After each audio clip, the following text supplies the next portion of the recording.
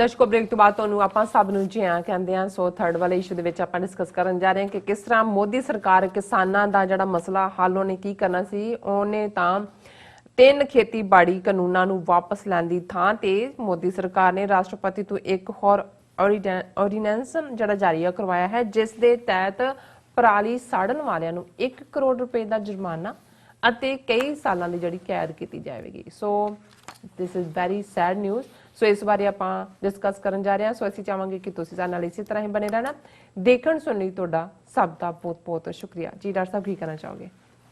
ਦੇਖੋ, ਜਦੋਂ ਉਹ ਦੁਸ਼ਮਣ ਜਿਹੜਾ ਤੁਹਾਨੂੰ lock stock and barrel destroy ਕਰਨਾ ਚਾਹੁੰਦਾ ਹੋਏ ਉਹਦੇ ਨਾਲ ਤੁਹਾਡਾ ਵਾਹ ਹੋਏ ਤੇ ਤੁਸੀਂ ਹਰ ਐਂਗਲ ਤੋਂ ਵਾਚ ਕਰਦੇ ਹੋ ਕਿ ਕਿੱਥੋਂ ਕਿੱਥੋਂ ਅਟੈਕ ਆਏਗਾ।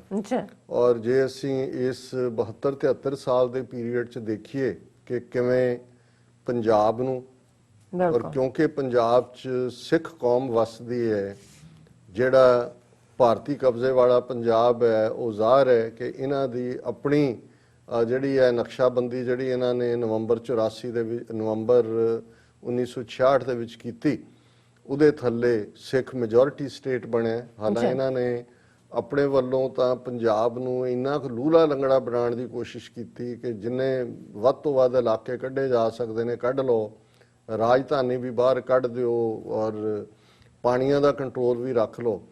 ਪਰ ਇਹਨਾਂ ਨੂੰ ਇਹ ਨਹੀਂ ਸੀ ਪਤਾ ਕਿ ਵੀ ਇਹ ਇਸ ਸਾਰੇ ਦੇ ਵਿੱਚ ਇੱਕੋ ਸਟੇਟ ਕ੍ਰੀਏਟ ਕਰ ਰਹੇ ਨੇ ਜਿਸ ਦੇ ਵਿੱਚ 70% ਦੇ ਲਗਭਗ ਆਬਾਦੀ ਸਿੱਖਾਂ ਦੀ ਹੋਏਗੀ। ਹੁਣ ਜੇ ਇਹੀ ਜਿਹੜੇ ਪੰਜਾਬੀ ਬੋਲਦੇ ਇਲਾਕੇ ਸੀ, ਬੇਸ਼ੱਕ ਕੋਈ ਹਿੰਦੂ ਮੈਜੋਰਿਟੀ ਸੀ, ਉਹ ਅੰਬਾਲਾ ਡਿਵੀਜ਼ਨ ਦੇ ਵੱਡੇ ਇਲਾਕੇ ਕਰਨਾਲ ਤੱਕ, ਹਿਸਾਰ ਤੱਕ ਜਾਂ ਇਧਰੋਂ ਕਾਂਗੜਾ, ਕੁੱਲੂ, ਡਲਹੌਜ਼ੀ ਤੱਕ, ਤੇ ਇਹ ਉਹਦਾ ਹਿੱਸਾ ਬਣਾ ਦਿੰਦੇ ਤੇ ਸਿੱਖਾਂ ਦੀ ਆਬਾਦੀ ਉਸ ਪੰਜਾਬ 'ਚ 35-40% ਤੋਂ ਜ਼ਿਆਦਾ ਨਹੀਂ ਸੀ ਹੋਣੀ। ਹੁਣ ਇਹ ਜਦੋਂ ਮੈਂ ਸਮਝਦਾ ਵੀ ਇਹਨਾਂ ਦੀ ਜਿੰਨੀ ਮਰਜ਼ੀ ਬਦਨੀਅਤੀ ਸੀ, ਲੇਕਿਨ ਇਸ ਸਾਰੇ ਤੋਂ ਬਾਅਦ ਕਿਉਂਕਿ ਇਹਦੇ ਪਿੱਛੇ ਵੀ ਇੱਕ ਡਿਜ਼ਾਈਨ ਸੀ। ਜਦੋਂ ਅਸੀਂ ਅੱਜ ਕਿਸਾਨਾਂ ਦੀ ਜਾਂ 3 ਆਰਡੀਨੈਂਸਾਂ ਦੀ ਗੱਲ ਨਹੀਂ ਹੈ, ਮੈਂ ਇਹ ਬਾਰ-ਬਾਰ ਪਿਛੋਕੜ ਨੂੰ ਇਸ ਲਈ ਡਿਸਕਸ ਕਰਦਾ ਕਿ ਬਹੁਤ ਸਾਰੇ ਸਾਡੇ ਨਵੇਂ ਵੀਰ ਭੈਣਾਂ ਵੀ ਜੁੜਦੇ ਨੇ ਜਾਂ ਸਾਡੀ ਜਨਰੇਸ਼ਨ ਜਿਹਨੇ ਉਹ ਸਾਰਾ ਕੁਝ ਦੇਖਿਆ, ਸਾਡੇ ਬਚਪਨ ਤੋਂ ਅਸੀਂ ਉਹ ਸਾਰੇ ਨੂੰ ਸੁਣਿਆ। ਨਵੇਂ ਤਾਂ ਜਿਹੜੇ ਨੇ ਹੁਣ ਉਹ ਟਿਕਟੌਕ ਔਰ ਉਹ ਸਾਰੀ ਫੇਸਬੁੱਕ ਜਾਂ ਸੋਸ਼ਲ ਮੀਡੀਆ ਤੋਂ ਇਹਦੇ 'ਚ ਟੈਨਸ਼ਨ ਸਪੈਨ ਵੀ ਨਹੀਂ ਹੈ, ਉਹਦੇ ਤੋਂ ਇੱਕ ਜਾਣਕਾਰੀ ਔਰ what's wrong, what has happened, ਇੱਦਾਂ ਦੀਆਂ ਗੱਲਾਂ ਨਾਲ ਹੀ ਹੁੰਦਾ। ਸੋ ਇਹ ਜਦੋਂ ਤੁਸੀਂ ਕਿਸੇ ਨੂੰ ਟਾਰਗੇਟ ਕਰਦੇ ਹੋ ਕਿ ਭਾਈ ਇਹਨਾਂ ਨੂੰ ਅਸੀਂ ਖਲੋਣ ਨਹੀਂ ਦੇਣਾ, ਇਹਨਾਂ ਦੀ ਜ਼ਬਾਨ ਵੀ ਖਤਮ ਕਰਨੀ ਹੈ, ਇਹਨਾਂ ਦੇ ਮਜ਼ਹਬ ਦੇ ਪ੍ਰਿੰਸੀਪਲਸ ਨੂੰ ਵੀ ਡਿਸਟਰੋਏ ਕਰਨਾ ਹੈ, ਔਰ ਸਭ ਤੋਂ ਵੱਡੀ ਗੱਲ ਜਿਹੜੀ ਕਿਸੇ ਇਨਸਾਨ ਦਾ ਸਰਮਾਇਆ ਹੁੰਦਾ ਉਹ ਹੁੰਦਾ ਉਹਦਾ ਵਕਾਰ, ਉਹਦੀ ਪ੍ਰੈਸਟੀਜ, ਜਿਹਨੂੰ ਅਸੀਂ ਪ੍ਰਾਈਡ ਕਹਿੰਦੇ ਹਾਂ, ਗੈਰਤ। ਕਿ ਔਰ ਕਿਉਂਕਿ ਸਿੱਖਾਂ 'ਚ ਉਹਦਾ ਵਾਧੂ ਐਲੀਮੈਂਟ ਹੈ ਗੈਰਤ ਦਾ, ਕਿਉਂਕਿ ਜਨਮ ਹੀ ਗੈਰਤਮੰਦੀ 'ਚੋਂ ਹੁੰਦਾ ਹੈ ਕਿ ਭਾਈ ਅਸੀਂ, ਜਿਹਨੂੰ ਗੁਰੂ ਨਾਨਕ ਸਾਹਿਬ ਨੇ ਇੱਕ ਪਾਸੇ ਬੇਪਤ ਲੋਕ ਸੀ, ਸਦੀਆਂ ਤੋਂ ਜੁੱਤੀਆਂ ਖਾ ਰਹੇ, ਜਿਹੜਾ ਵੀ ਆਇਆ ਉਹਨੇ 4 ਛਿੱਤਰ ਮਾਰੇ ਤੇ ਇਹਨਾਂ ਨੇ ਦਿਲੀਸ਼ਵਰੋ ਈਸ਼ਵਰੋ ਕਹਿਣਾ ਸ਼ੁਰੂ ਕਰ ਦਿੱਤਾ। ਪਰ ਇਧਰ ਬਾਬਾ ਗੁਰੂ ਨਾਨਕ ਸਾਹਿਬ ਨੇ ਜਦੋਂ ਆਪਣੀ ਉਮਤ ਨੂੰ ਇਹ ਸਬਕ ਪੜਾਇਆ ਕਿ ਜੇ ਜੀਵੈ ਪਤ ਲੱਥੀ ਜਾਏ ਸਭ ਹਰਾਮ ਜੇਤਾ ਕਿਛ ਖਾਏ, ਕਿ ਜੇ ਤੁਸੀਂ ਪੱਤ ਲੁਹਾ ਕੇ ਜੀਓਗੇ, ਬੇਪਤ ਹੋ ਕੇ ਜੀਓਗੇ ਤੇ ਤੁਸੀਂ ਹਲਾਲ ਖੋਰ ਨਹੀਂ ਹੋ, ਤੁਸੀਂ ਹਰਾਮ ਖੋਰ ਹੋ। ਸੋ ਜ਼ਾਹਿਰ ਹੈ ਕਿ ਵੀ ਜਦੋਂ ਫਿਰ ਇਹ ਪੱਤ ਲੁਹਾ ਕੇ ਜੀਣ ਵਾਲਿਆਂ ਦੇ ਵਿਚਕਾਰ ਇਹ ਕੌਮ ਆਈ ਜਿਹੜੀ ਬਾਆਬਰੂ ਔਰ ਪੱਤ ਦੇ ਨਾਲ ਜਿਉਣਾ ਜਾਣਦੀ ਸੀ, ਉਸਨੇ ਚੈਲੰਜ ਕੀਤਾ, ਜ਼ੁਲਮ ਨੂੰ ਚੈਲੰਜ ਕੀਤਾ, ਉੱਥੋਂ ਵਾਲਿਆਂ ਨੂੰ ਵੀ ਕੀਤਾ, ਬਾਹਰੋਂ ਆਉਣ ਵਾਲਿਆਂ ਨੂੰ ਵੀ ਕੀਤਾ। 1 ਸਦੀ ਪੂਰੇ ਗੁੱਥਮ ਗੁੱਥਾ ਹੋਏ ਦੁਸ਼ਮਣ ਦੇ ਨਾਲ, ਹਰ ਮੁਹਾਜ਼ ਦੇ ਉੱਤੇ ਪੂਰੀ ਦੀ ਪੂਰੀ ਕੌਮ ਜਿਹੜੀ ਹੈ ਉਸਨੇ ਉਸ ਦੀ ਹੋਂਦ ਦਾ ਦੇ ਉੱਤੇ ਲੱਗੀ। ਲੇਕਿਨ ਉਸ ਧਰਤੀ ਦੇ ਉੱਤੇ ਖਾਲਸੇ ਨੇ ਨਾ ਸਿਰਫ ਆਪਣੀ ਸਰਵਾਈਵਲ ਕੀਤੀ, ਉਸ ਧਰਤੀ ਦੇ ਉੱਤੇ ਅਣਖ ਔਰ ਗੈਰਤ ਦੇ ਇਹਨਾਂ ਪੁੱਤਰ ਪੁੱਤਰੀਆਂ ਨੇ ਫਿਰ ਉਹ ਰਾਜ ਭਾਗ ਸਥਾਪਿਤ ਕੀਤਾ, ਜਿਸ ਨੂੰ ਸ਼ਾਹ ਮੁਹੰਮਦ ਨੇ ਜਦੋਂ ਕਿਹਾ, ਜਦੋਂ ਅੰਗਰੇਜ਼ਾਂ ਨੇ ਪੰਜਾਬ ਨੂੰ ਪਹਿਲੀ ਐਂਗਲੋ ਸਿੱਖ ਵਾਰ ਤੋਂ ਬਾਅਦ ਲਾਹੌਰ ਆ ਕੇ ਬੈਠੇ, ਉਹਨਾਂ ਨੇ ਕਿਹਾ ਕਿ ਭਾਈ ਇੱਥੇ ਹਿੰਦੂ ਮੁਸਲਮ ਰਾਜੀ ਰਹਿੰਦੇ ਸੀ ਇਸ ਰਾਜ ਦੇ ਵਿੱਚ, ਤੀਸਰੀ ਕੋਈ ਹੋਰ ਜ਼ਾਤ ਮੀਆਂ ਨਹੀਂ ਸੀ ਆਈ। ਸੋ ਮਤਲਬ ਇਹ ਹੈ ਕਿ ਇਹ ਆਪਣੇ ਆਪ ਚ ਉਹਦੇ ਚੋਂ ਹਿੰਦੂ ਮੁਸਲਮਾਨਾਂ ਦੇ ਰਾਜ਼ੀ ਰਹਿਣ ਦੀ ਗੱਲ ਕਰਦਾ ਕਿ ਸਿੱਖ ਇੱਕ ਫੈਕਟਰ ਦੇ ਤੌਰ ਤੇ ਜਿਨ੍ਹਾਂ ਨੇ ਉਸ ਧਰਤੀ ਤੇ ਇੱਕ ਹਾਰਮਨੀ ਵੀ ਪੈਦਾ ਕੀਤੀ ਔਰ ਉਸ ਧਰਤੀ ਦੇ ਓਨਰ ਨੂੰ ਪਹਿਲੀ ਵਾਰ 800 ਸਾਲ ਬਾਅਦ ਇੱਕ ਨੇਟਿਵ ਪੁੱਤਰ, ਜੇ ਅੱਜ ਸਾਡੇ ਬਹੁਤ ਸਾਰੇ ਪਾਕਿਸਤਾਨੀ ਭੈਣ ਭਰਾ ਵੀ ਗੁਜਰਾਂਵਾਲੇ ਤੇ ਪ੍ਰਾਈਡ ਕਰਦੇ ਨੇ ਕਿ ਭਾਈ ਇੱਥੋਂ ਮਹਾਰਾਜਾ ਰਣਜੀਤ ਸਿੰਘ ਦਾ ਅਸੀਂ ਯੋਧਾ ਜੰਮਿਆ ਜਾਂ ਹਰੀ ਸਿੰਘ ਨਲੂਆ ਜੰਮਿਆ, ਸਾਨੂੰ ਵੀ ਫਖਰ ਮਹਿਸੂਸ ਹੁੰਦਾ। ਠੀਕ ਹੈ, ਨਕਸ਼ੇ ਬਦਲਦੇ ਨੇ, ਹਾਲਾਤ ਬਦਲਦੇ ਨੇ, ਪਰ ਸਾਡੀ ਤਹਿਜ਼ੀਬ ਜਦੋਂ ਅਸੀਂ ਗੈਰਤ ਔਰ ਅਣਖ ਦੀ ਦੇਖਦੇ ਹਾਂ ਤਾਂ ਉਹਦੇ ਚ ਦੋਨੋਂ ਪੰਜਾਬ ਉਹਦੇ ਚ ਸਾਡੇ ਸ਼ਾਮਲ ਨੇ, ਕਿਉਂਕਿ ਉਸ ਧਰਤੀ ਦੇ ਲੋਕਾਂ ਨੇ ਹਮੇਸ਼ਾ ਜ਼ੁਲਮ ਨੂੰ ਵੰਗਾਰਿਆ, ਉਹ ਕਿਸੇ ਫਾਰਮ ਚ ਵੀ ਵੰਗਾਰਿਆ ਹੋਵੇ। ਅੰਗਰੇਜ਼ਾਂ ਦੇ ਖਿਲਾਫ ਵੀ ਸਟਰਗਲ ਦੇ ਵਿੱਚ ਜਿਹੜਾ ਉਹ ਉਸ ਧਰਤੀ ਨੇ ਇੱਕ ਬੜਾ ਵੱਡਾ ਯੋਗਦਾਨ ਪਾਇਆ ਹੋਇਆ। ਐਵੇਂ ਨਹੀਂ ਹੈ ਕਿ ਵੀ ਜਿਨ੍ਹਾਂ ਦਾ ਵੀ ਹਮੇਸ਼ਾ ਰਿਹਾ ਵੀ ਇਹਨਾਂ ਨੂੰ ਕਿਵੇਂ ਕਾਬੂ ਥੱਲੇ ਰੱਖਣਾ ਹੈ, ਪੰਜਾਬ ਨੂੰ ਕਿਵੇਂ ਡਿਸਟਰੋਏ ਕਰਨਾ।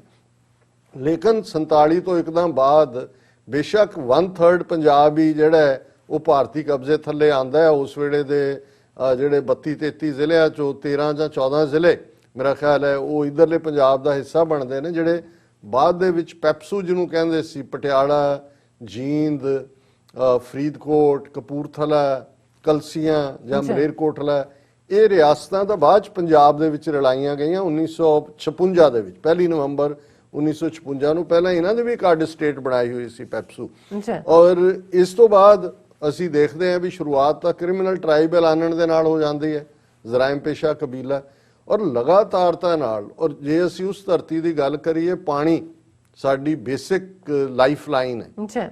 ਜਦੋਂ ਇਹਨਾਂ ਨੇ ਪੰਜਾਬੀ ਸੂਬਾ ਬਣਾਇਆ, ਲੂਲਾ ਲੰਗੜਾ ਹੀ ਸਹੀ, ਪਰ ਪਾਣੀ ਦਾ ਕੰਟਰੋਲ ਆਪਣੇ ਕੋਲ ਲੈ ਲਿਆ, ਕਨਸਟੀਟਿਊਸ਼ਨ ਨੂੰ ਜਿਹੜਾ ਉਹ ਵਾਇਓਲੇਟ ਕੀਤਾ ਔਰ ਹੌਲੀ ਹੌਲੀ ਹੌਲੀ ਉਹ ਲੈਵਲ ਤੱਕ ਪਹੁੰਚ ਗਿਆ ਕਿ ਅਸੀਂ ਦੇਖਦੇ ਹਾਂ ਕਿ ਪਿਛਲੇ ਦਿਨਾਂ 'ਚ ਉਹਨਾਂ ਨੇ ਪਹਿਲਾਂ 6 ਮਹੀਨੇ ਪਹਿਲਾਂ ਆਰਡੀਨੈਂਸ ਲਾ ਕੇ 3 ਖੇਤੀ ਕਾਨੂੰਨਾਂ ਤੇ ਅਸੀਂ ਜ਼ਿਕਰ ਕੀਤਾ ਔਰ ਜ਼ਿਆਦਾ ਮੈਂ ਨਹੀਂ ਗੱਲ ਕਰਾਂਗਾ। ਔਰ ਫਿਰ ਉਹਨਾਂ ਦੇ ਉੱਤੇ ਜਿਵੇਂ ਕਾਹਲੀ ਨਾਲ ਪ੍ਰੈਜ਼ੀਡੈਂਟ ਤੋਂ ਸਾਈਨ ਕਰਵਾਏ। ਹੁਣ ਸਾਰਾ ਪੰਜਾਬ ਜਿਹੜਾ ਹੈ ਉਹ ਸੋਲੀਡੈਰਿਟੀ ਦੇ ਨਾਲ, ਇੱਕ ਮੁੱਠਤਾ ਦੇ ਨਾਲ ਇਕੱਠਾ ਹੈ। ਥੋੜੇ ਬਹੁਤ ਵਖਰੇਵੇਂ ਹੁੰਦੇ ਨੇ, ਪਰ ਜਿਵੇਂ ਪੰਜਾਬ ਦਾ ਕਿਸਾਨ, ਪੰਜਾਬ ਦਾ ਵਿਦਿਆਰਥੀ, ਕਲਾਕਾਰ, ਕਾਮਨ ਲੋਕ, ਔਰ ਈਵਨ ਅਜੇ ਤੱਕ ਅਸੀਂ ਕੋਈ ਸ਼ਹਿਰੀ ਲੈਵਲ ਦੇ ਉੱਤੇ ਜਿਵੇਂ ਪੰਜਾਬੀ ਸੂਬਾ ਜਾਂ ਦੂਸਰੀਆਂ ਧਰਮ ਯੁੱਧ ਮੋਰਚੇ ਦੇ ਵੇਲੇ ਪੰਜਾਬ ਦੇ ਸ਼ਹਿਰੀ ਹਿੰਦੂ ਖੁੱਲ੍ਹ ਕੇ ਮੁਖਾਲਫਤ ਕਰਦੇ ਸੀ, ਉਹ ਸਾਨੂੰ ਨਜ਼ਰ ਨਹੀਂ ਆਈ। ਬੇਸ਼ੱਕ ਉਹ ਡੋਮੀਨੇਟ ਹੋਣਗੇ, ਮੌਕੇ ਦੀ ਭਾਲ 'ਚ ਹੋਣਗੇ, ਲੇਕਿਨ ਅੱਜ ਦੇ ਪੀਰੀਅਡ 'ਚ ਜਿਹੜੀ ਆ ਉਹ ਟੁਗੈਦਰਨੈਸ ਹੈ।